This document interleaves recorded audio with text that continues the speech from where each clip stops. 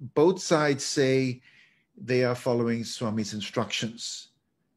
And I'd like to know why the SSIO says it is following Swami's instructions.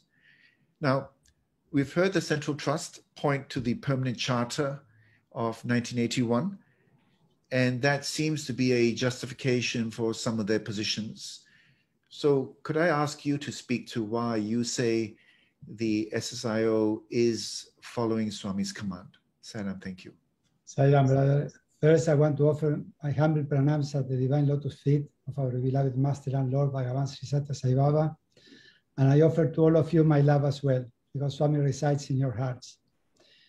Dear brothers, it's very simple. First of all, Swami has been all the time guiding, nurturing, fostering the international organization, as well as the SSIO organization of India. He has given us direct and clear instructions. I've been part of the World Council. I participated in the World Council.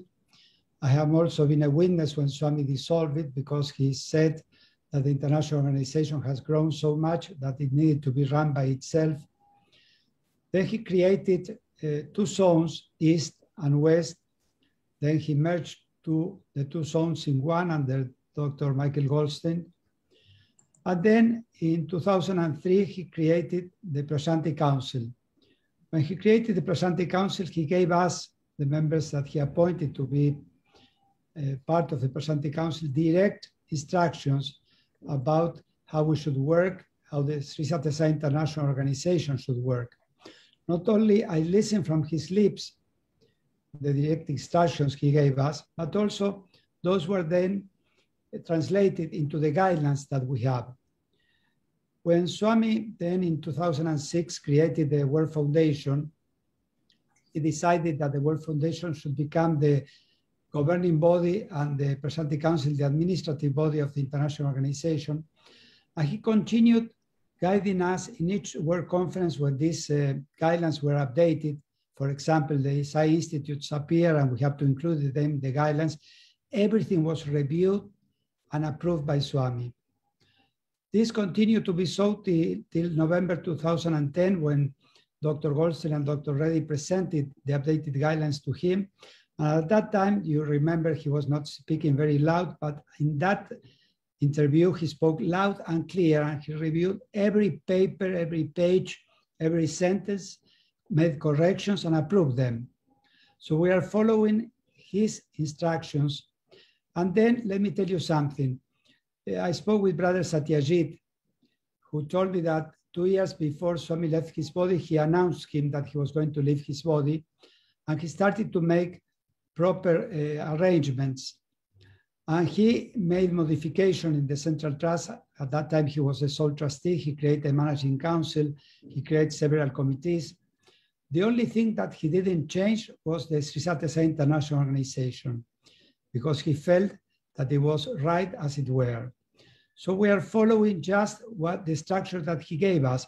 He created 3 different bodies: the Central Trust to run the ashram and the educational and health institutions, the Sri Sathya Sai Organization of India to run the Sai centers in India, and the Sri Sathya Sai International Organization to run the centers in overseas countries.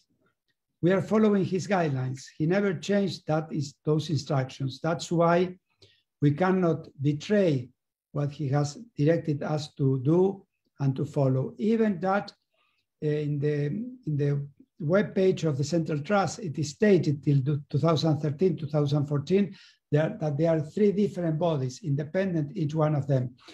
We should work in cooperation. Sometimes they say that the Charter of 1981, this was then changed by Swami. This was updated. Swami created the Prashanti Council and the World Foundation. And also you must have very clear that we have always worked in unity, in cooperation with them. We have always exchanged communication with the Organization of India, with the Central Trust. We were working very well in a smooth unity till they decided to create this global council without any of our feedback, without asking us. They tried to impose us.